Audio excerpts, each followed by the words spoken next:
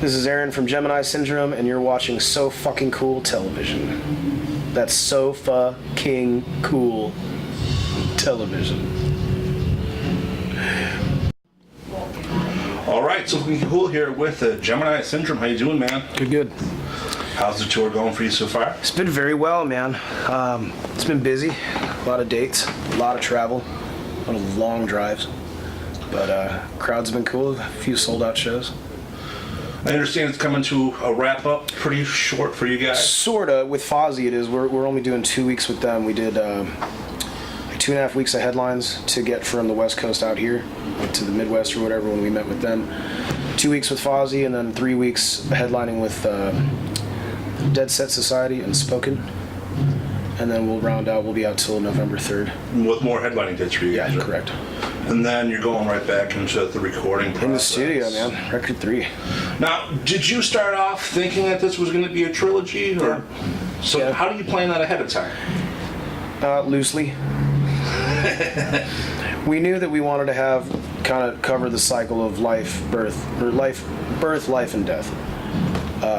Just because that's kind of the nature of everything in the universe. It has a beginning point, it has a journey, and it has a final, destination or whatever. But ultimately, that final destination is really a rebirth or a continuation of the cycle from the beginning again, And, with lux meaning light, it's kind of like even from the birthing process, when you're born, that's the first light you see, so it's kind of that context. And that record deals a lot with more adolescent, juvenile emotions and just kind of coming of age. And, a few of the songs are specifically about like my teen years and dealing with divorce and dealing with being a kid growing up with albinism and teasing and that, bullying, that kind of stuff, depression.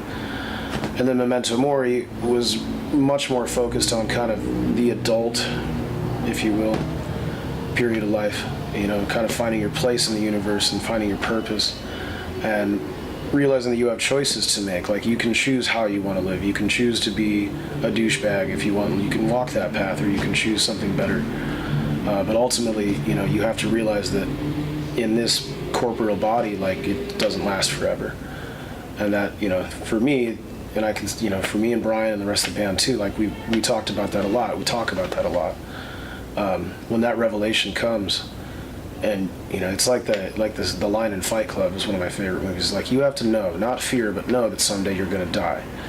And that realization can be very freeing in a way. It gives you this kind of opportunity to live here in the moment and truly take responsibility for your actions and the way you react to situations and the way you treat people and the way you treat yourself ultimately too.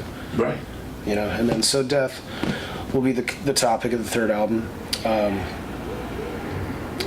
In its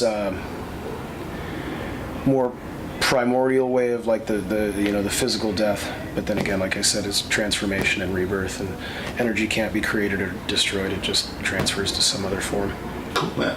Yeah. Looking forward to it. Yeah, it's going to be cool. And I guess to more directly answer your actual question, we had that vision, that kind of signpost where we knew where we wanted to go. But for Memento Mori, like, the songs were written at that moment. You know right. what I mean? And for the next record, the songs will be written and recorded in this place, in this mindset, in this time frame. We didn't have everything written, years ago. Right. It comes in the moment. So we use those experiences that we've had since the prior stuff, and bring everything kind of to the present day. Very cool, man. Very cool. Now, is Meeks going to be a permanent member, or is he just for touring? Or? Oh, we're keeping him. He's no escape. Meeks has been a great friend of ours for a very long time. Him and Brian were in bands in the early 2000s in Los Angeles. He's been friends with me since the inception of this band. Obviously, I grew up listening to him too. But he was around even for the first demo sessions of the vocals. I look over and there's Meeks from Cold Chamber. I'm like, whoa, and then realize that he's just the homie. He's like family to us. Right. So when he came in the mix, it was really a no-brainer. He's exactly for his position in the band, like, as far as that side of the guitar playing, he's exactly what we want. He's a great player and he's very creative with soundscapes and whatnot. Obviously a veteran of the industry. He knows how to perform. He's a great dude, great soul, great heart. He's great with people, and as far as like internally in the camp, it couldn't be a better fit. Awesome, You man. know. Yeah, he's a cool dude. We constantly break his balls, man. It's so funny. Funniest story so far on this tour is we were standing side stage at the at Catfest the other day. We're watching Korn. We're already done playing, obviously, and my our tech Charles comes up to me, and he's just a total jokester, man. And he leans over to me and he says, "Man, this is incredible, isn't it?" And like we're literally on stage, you know, this far from Monkey and whatnot. You know, we're buddies with those dudes or whatever. And he's like, "This is incredible, isn't it?" He totally had me. I'm like, "Yeah, man, this is awesome." He goes, "Yeah, Meeks from Cold Chamber's right there." And we start cracking up, and Meeks is just like, "Come on, man, stop busting my balls." We're constantly like, "Dude, it's Meeks from Cold Chamber." I think he hates us for it by now, but we're having fun with it. You ever tell you the dick story? Which one? I don't know. Meeks passed out one time and he woke up covered in dicks from head to toe. Oh no. Yeah, last time. Back in those days. Yeah. Not in our camp. You get broken bones for that, I'm sure. Now, you were telling me earlier that you live in Vegas now. I do. Well, I talked to bands before after the Paris tragedy, and they would cancel the tour because of fear of another incident or something like that. Right. Now that something is in our own backyard, what do you do as a performer? You know what I'm saying? I mean, you can't say I'm not. You know, I mean, it's a You can't not go out.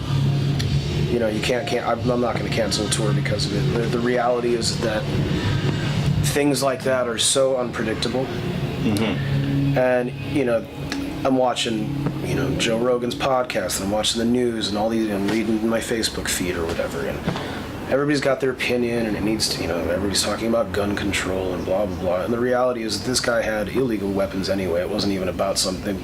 Laws are going to be broken. I don't even want to get into that. The bottom line is that those things can happen. Right. And statistically, if they can, they probably will at some point or other. And even if you took away all the guns in the world, somebody will find them, and something will happen. And if it's not guns, it'll be something else. And if you live in fear like that, I mean, I can take this back to the second record. Remember that you have to die. The time's going to come, and I refuse to live fearful of it. Right. The whole purpose of this band is to create community and to give some kind of positivity back to the world that, into the musical world that helped me when I was growing up, all messed up in the head and suicidal and depressed and sad and an outcast and outsider. And music gave me a place to go. And this isn't the first time this has happened at a concert. Paris wasn't the first time. It goes as far back. I mean, you had Dimebag, you had John Lennon back in the day. You know what I mean? These things just happen, and I'm not saying that that's okay or that's an excuse to allow it to happen. It's a fact of life.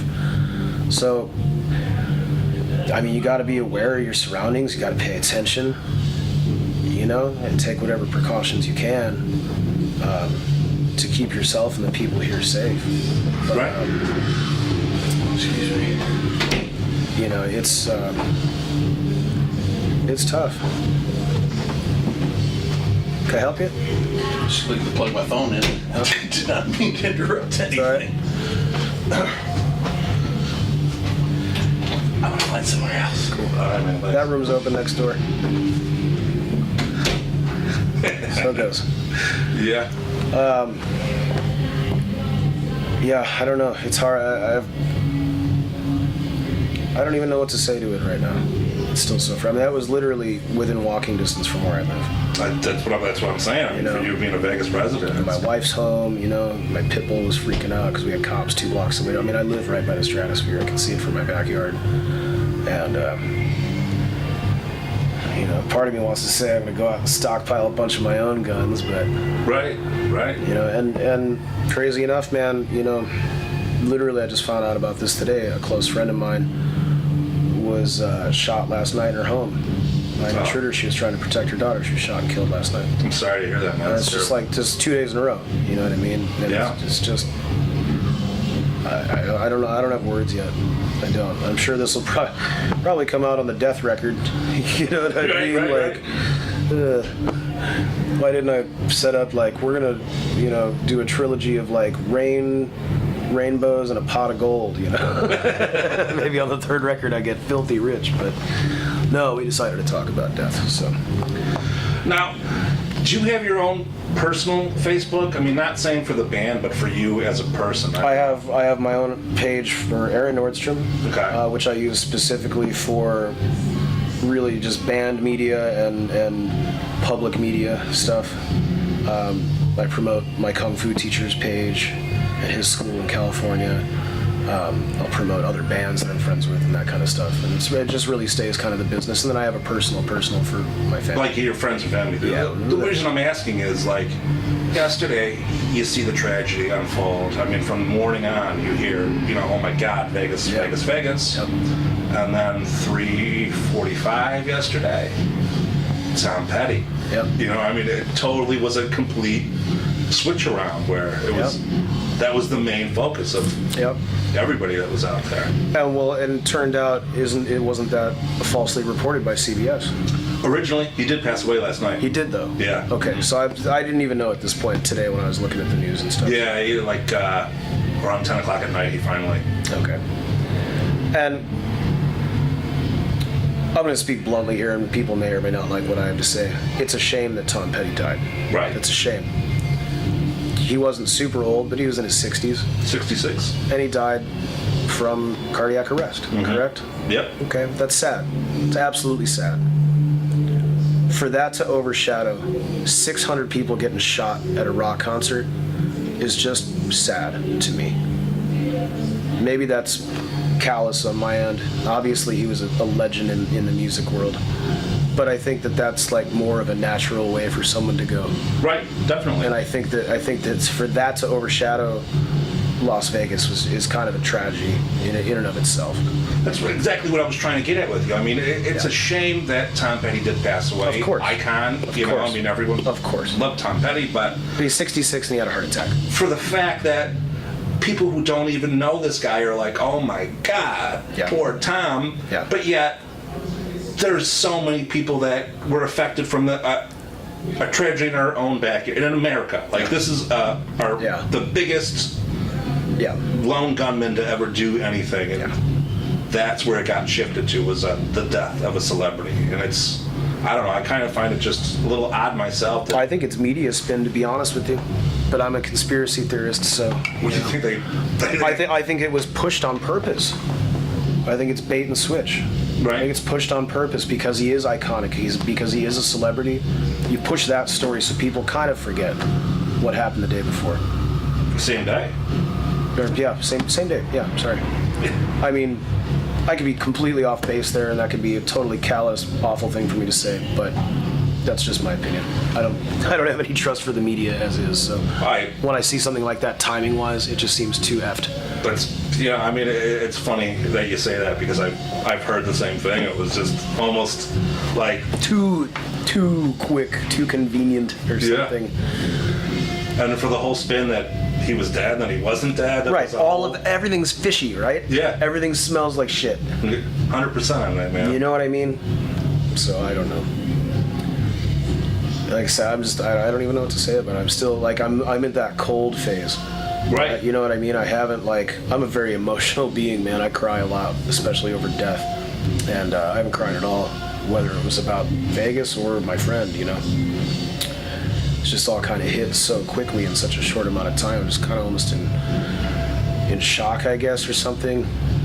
But it's also got to be harder being on the road. You're not. I still got to perform tonight. I got to Exactly. play a show, and I still got to, go out there and do what it is that I try to do every day, and again, bring that positivity. Even in a heavy music kind of setting, you know what I mean? Right. I still try to strive to have like a positive light on life, because life is hard and it comes with tragedy, and there's no way to avoid that. People are gonna die, and the older you get, the more people you know die, because that's just mathematics. It just happens. It doesn't make it easier, but even within all that, there's a lot of beauty here, and there's a lot of really great things to experience. Mostly people, I think. For sure. Interactions with people. One of the greatest things about having the job that I have is getting to travel and meet cats all across the country, and soon to be all over the world, and building those relationships. That's what makes it awesome. Well, you give people that opportunity to escape their life. You know what I'm saying? I mean, people go to a concert and they got 2 or 3 hours to forget about whatever is on their mind and just soak up that moment that they're in. And that being said, that's why I want it to be positive. Right, So right. if they're soaking in anything from me, it's good and not, totally despondent and like fuck the world kind of stuff, Mm-hmm. And there's a place for that. I certainly have some negativity in my lyrics, but I try to at least temper it with there's hope somewhere, Right, right. at the end of the tunnel. Now, another thing I want to bring up to you is, like, when a celebrity dies, you see all these bands that are jumping on to Tom Petty cover songs. I mean, there was so many Chris Cornell, there was so many this or that. I mean, I just did Linkin Park the other day. do you see what I'm saying? Yes. We were at Will Rock in Chicago, 95.9, I believe, or 95.1, 95.9. Anyway, we did an in-studio performance with them. We did My December, and that was one of my favorite Linkin Park songs. I grew up listening to them, and I think as an artist, that's like our homage to them, It's one of the ways, or the one way as artists we can kind of, it's like putting up a statue of somebody. Right, right. In our own way, And it gives fans a chance to grieve in unity. Sure. You know what I'm saying? I mean, again, creating that community. We're not alone in this. Mm-hmm. And again, I feel like I need to clarify. Like, I'm not taking away from the fact that Tom Petty passed away. not in the least, but it's a tragedy. I just don't want anybody watching this to feel like I'm being callous to that. It's just. it was. I understand exactly 110% of what you're saying. You go and look up Tom Petty. You just type in Tom Petty Google. It's like 36 #1 hits. That guy's a legend. Yeah, for sure. So it's huge, and it's the same with like Prince died or Michael Jackson or whatever. Like I said, it was just the timing of matters, and unfortunately, what this generation cares about. It's more of a, the flash in the pan kind of, whoa, a celebrity or something like that goes on. It's. And those, the baby boomer generation is getting older. It comes to that time where you get in that part of life where the possibility, if you made it that long already, God bless it. Right, right. I mean, hey, man, 66. As far as a rock star goes, it's. I mean, that's 2 of my lifetimes right now. So if I make it to be that age, I'll be stoked. Yeah, I didn't expect to see 30. Exactly. So here I am at 35, and I'm stoked about it. So 100%, man. I had a friend of mine who was a tour manager, front of house dude for a bunch of bands, and he was on tour with me probably 10 years ago when I was playing at OTEP, and he's like, I didn't expect to see 25. I thought, whatever, keep partying. I'm not gonna live to see 30. He's like, then I hit 30. And I was like, well, that's crazy. He's like, now I'm 40. I certainly didn't expect to be here this long. I'm gonna start investing. And so he started really setting himself up. Like, I think a lot of the rock and roll culture, like, a lot of people I know anyway, didn't expect. Partying in our early years, and I certainly don't really party anymore at all. I can't, but kind of that live fast, die young thing, and then you don't die young, and you're like, oh crap, I'm gonna start taking responsibility for this or something. Well, what I always find funny is that you see like Ozzy and Keith Richards, Sure. people who party their whole life are going strong, and the people who try to cut everything out are the ones that are dying younger. Those guys make me look like an amateur, which anybody who knows me personally for a long time knows that I certainly wasn't. But it's a blessing to still be here, man. For sure. Well, I appreciate your time. People want to follow up. They want to know the dates. They want to know more releases. They want to things like that. What's the best way to? GeminiSyndrome.com is the band website. Okay. That has links to everything, but we tried to make it as user-friendly as possible. So if it's Facebook, Gemini Syndrome. If it's Twitter, Gemini Syndrome. If it's Instagram, Gemini Syndrome. If you're looking for me, it's Aaron Nordstrom, Brian Steele Medina, Alessandra A.P. Pavery, Meeks Rescon. Everybody's got their own artist page and then private pages. But any of the information that goes up there for the band stuff, tour dates or updates or new releases for videos, anything like that. We'll put links to cool stuff. Shooting for next year for the release? Hopefully? Yeah, we'd like to have it ideally, we're going to go straight into the studio when we're done with this tour. Ideally, I'd like to have it out by late spring, early summer, which is a really quick turnaround for a record. Yeah, it definitely is. But I think being with Century, we have a very good relationship with them. They see where we're going. They trust our vision. I don't think it'll be a lot of back and forth till the record's officially done. I definitely don't want a 3-year turnaround between 2 and 3 like we did. Right. Even at this point, it'll be almost 2 years since the release by the time it comes out. Are working on different projects to kind of combat that ability.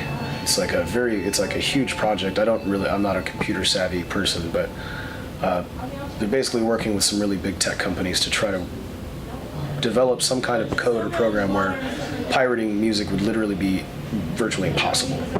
So you'll have to go back to at least paying for your downloads.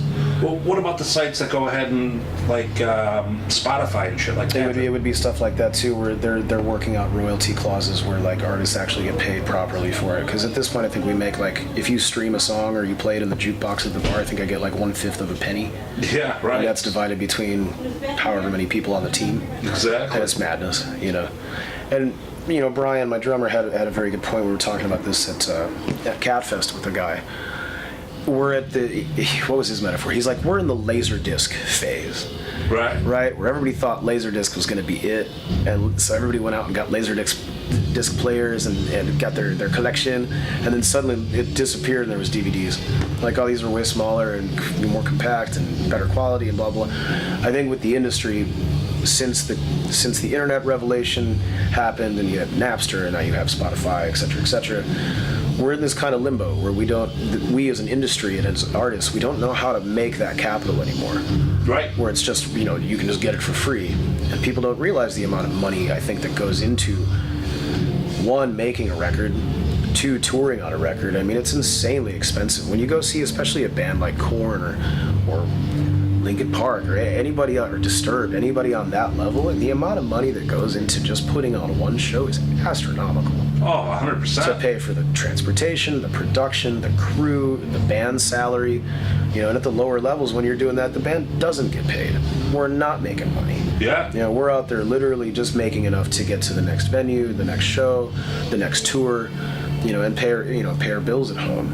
But it's not like this glamorous, you know, we're not living in mansions, man. It's not like it was when you sold, you know, Korn, the last time I saw a plaque for them was a few years ago. It was 50 million records. And that'll never happen again, I don't think, to anybody. It's this day and age. I mean, It's just you not can't. gonna I mean, it's... People get stoked when you sell 20,000 records. They're like, dude, you're doing great. Yeah. You know, 10 years ago, you would have been like dropped from the label and never heard of again, you know. People actually buy your shit this time, man. Fantastic. Yeah, they're stoked for you. You know? It's just a very different thing. So I'm hoping that in the next, you know, near future, between, you know, communications experts and technologies people and the industry itself and the artists can kind of brainstorm and figure out a way to keep our foot in the old school with, like, I'm a huge fan of physical copies. We take a lot of time on our artwork. We want it to be a whole package. It's not just the songs. You know, there's you know, imagery within the lyrical content, there's imagery within the visual presentation of what we're trying to get across, and all of that is one package to me. It's not just the download, you know. Well, you know, you mentioned you're 35. I'm a year older than you. Right. I remember when I was a kid, man, and it was like... Reading liner notes, yeah, dude. All that stuff. You know? see, oh, they thanked this person today. Right, you know, right, like, right. fucking holy shit. And I still love that stuff. Yeah, you get the book, and it was the... Yeah. You see the artwork, you got the song lyrics, and... And then, you know, we print vinyl for this record. We'll do it for the next record, just because then the artwork comes out even more. You know, we got this. Our guy that does our art is this guy named Cameron Gray out of Australia, and he's phenomenal, man. Everything he does is just beautiful. And that contributes to most of our T-shirt designs and posters and flags that we have. And for that to get overlooked is like sad, because that guy's just crazy talented, and it's a package deal, you know. So I think if you're not getting to appreciate that, you're kind of missing part of the whole product. I think that's one thing fans have a hard time of understanding, is that this is a job for you. Sure. You may have the best job in the world, but I do. You still need to get paid. Like, absolutely. And literally stealing from you, you know what I'm saying, Yeah. is not going to help you continue to do what you do. Yeah, and it's a very... It seems kind of obvious, right? It's like, well, if you like the music and you want to keep getting music, then help us be able to continue creating it. Okay. You know, we're absolutely blessed to be able to do this full time. I don't have to go home and go work, a side gig. If I can, I do. If I can help produce a song or something, or help somebody write. But even then, it's still in the context of music. I'm not going to the local Walgreens and working a part-time shift when I'm off the road. You know what I mean? Right. So I'm blessed for that. But believe me, this is a full-time job, for sure. From start to finish. Yeah. I mean, all day, every day. Exactly. All day, every day. Being the front man, of figuring out the touring schedule. Yeah, doing who signed everything me you up for gotta do. that gig? I used to just be a guitar player. Right. Now you mentioned your friends are working on some kind of software to combat. Yeah, that's about all I know. Well, the only reason I'm bringing this up is Apple actually has a software that they're developing for phones. Uh-huh. When you go into a venue, you can't record. Really? The venue can go ahead and put a blocker up, and it'll stop you from recording on your phone inside that venue to stop people from doing the live stream, stop people from putting up the shitty videos on YouTube, and stop the whole crowd from sitting there with a phone. Sure. I can see positives and negatives to that. The positive for an artist would be if you have a bad night or something you're not expecting happens on stage, you don't want that out there. However, I really like going, for me personally, being the narcissistic frontman I guess I am, I like going and searching YouTube and seeing if somebody was at the show last night, if they put up footage to see how we did, Right. Or if my friends that are out on tour, like, what's Kyle from 10 Years doing today? And go search 10 Years Live. I enjoy that stuff. You can kind of keep tabs. That to me isn't so bad as actually stealing the recordings, actually stealing the music so you can put it in your iTunes or whatever. Because that's really, that's where the money's made. Right, yeah, exactly. At least those people who are recording the show paid for a ticket, they're there. Yeah. They're supporting in that sense. So I don't really have a problem with the live feeds and the people that, couldn't make that show for whatever reason, or they don't live in the state or something like that. That allows people to connect. I don't necessarily have a problem with that. But the actual pirating the actual music, that would certainly help us as performers to have that on lockdown. Now, one thing I gotta ask you before I let you go: do you do meet and greets? Do you sell a meet and greets? Right? Well, we do a VIP acoustic performance thing. Okay. So we do a short after the show's over. We pull out. I have a piano, pull out acoustic guitars, acoustic bass, and a hand drum, and we do a little performance after the show. Okay. And you can pay for that. And you get some swag with it. Some stuff that we give away. As far as, at least at this point in the game, as far as the meet and greets, we've always kind of just gone out and hung out. Whether it's right after the set, or if it's not a headline show, go out at the end of the headliner set, and I'll go to merch and kind of just make ourselves available to take pictures and sign. We've always done that, and that stuff we don't charge for. Just saying, it's relatively new, and I like to ask about it and see how it works with you guys and things like that. I mean, I remember years ago when I was a kid, and I've been to literally over 1,000 shows. Sure. And you wouldn't get that chance back in the day. No, you know what I'm saying? not. I mean, the best bet for you would be standing out in the back and waiting by the bus, and you might get a high five when they fucking push you through if you got that. That's how I met Peter Steele when I was 15. You know? I just waited by his bus in November in Chicago, and it was freezing. We waited for like an hour. He came out and he had a chunk of Rice Krispie treat. He shared it with me, and he signed my only autograph from a rock star I ever got in my life. Right. And I remember telling that dude, I was like, I love Typo Negative. I remember telling Peter, I was like, one day you're gonna see me again. And unfortunately, obviously, he's dead, but which is another tragic loss too. But at the end of the day, I stuck to my word. Right. Had he been here now, I'd probably have met him by now. Yeah. That's pretty cool on my end. But yeah, I think times are different. I remember hearing a story about Chester when I was at Rock on the Range the first time we played, and I met one of Lincoln's old lawyers, I think it was, and once we were done playing, man, I was just cruising around the fairgrounds, just Right. watching other bands and meeting kids and stuff, and everybody was like, I can't believe you're just like walking around. I'm like, well, I'm a fan too, I went and crowd surfed for Lamb of God and all that nonsense, and the lawyer told me that Chester was the same way. He just wanted to go cruise. Even Right. when they blew up, when they were platinum artists, and he didn't want security or anything. He just wanted to go cruise. And I'm very much the same way. That's very And that's cool. just maybe our personalities or whatever. You know, I definitely know people in bands who aren't that sociable. And I Right. have my days, you know, there's my days where I just want to be to myself or whatever. And that's You know, just human nature. People have shitty days. Yeah, that's just human You know nature. what I mean? But if I'm feeling up to it and I'm feeling sociable, like I absolutely want to go out. Especially kids, man. Kids Oh. are the coolest because you you don't forget that stuff. Exactly. You're making a memory happen. Yeah. I mean, one of my perfect examples is I remember going to a Korn show, Limp Bizkit opened. They didn't have an album yet.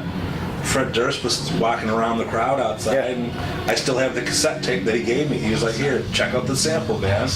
We talked for like 15 minutes, Yep. and it was just like, I'll always remember. Like, Yep. I mean, I do this all the time now, and I meet a lot of different people, but in my head, I'll always remember As when a I was kid, yeah, as right? a kid, that fucking dude was nice to me. Yeah, same with Peter for me. You know, like I said, that was the only autograph I ever got. And he just like had this big chunk of Rice Krispie treats. And I'm 15 and he's a giant, you know, looking up at him like that. Right. I'll never forget that moment. You know, and if whatever influence, however big or small, I have on the culture that we're involved in, you know, so be it. And I love giving back to that. There was a little girl, I think she was like 7.5, and her dad came to one of the acoustic VIP things, and she was just like, for 7.5, she was so well spoken and intelligent, eloquent. Right. And she's like, my dad tries to teach me to have an open mind, and this girl was just mind-boggling, man. She was so cool. And you know, I told her dad, I was like, keep in touch with me. You know, I want to see this girl grow up because she's gonna be something. Gonna be like Nobel Peace winner or something. You know what I mean? And so he emailed me. We keep in touch now, and he's like, you have no idea the effect you've had on her. Like, man, that makes my day. Right. That's what's worth it. So I'm grateful that I have the opportunity to have that kind of influence on people or whatever. Yeah, like I said, man, I mean, it's a memory that goes through. I mean, people can go to a show and tell everybody the next day, I went to the show, how was it? That was fucking all right. Yeah. But they get an opportunity where they bump into you, and it's Yeah. going to be like, holy shit, Yeah. I met Aaron, you know what I mean? He gave me a piece of Rice Krispie. Right. I don't have any Rice Krispies right now, man. Not today. I got some brownies. Maybe I can bring some brownies up. But very cool, man. Yeah, man. Thank you so much. Thank you. Thanks for having me. One more time, the site everyone wants to go check out. www.geminisyndrome.com and all socials, social/Gemini Syndrome. Perfect. All right, man, thank you so much. You're welcome.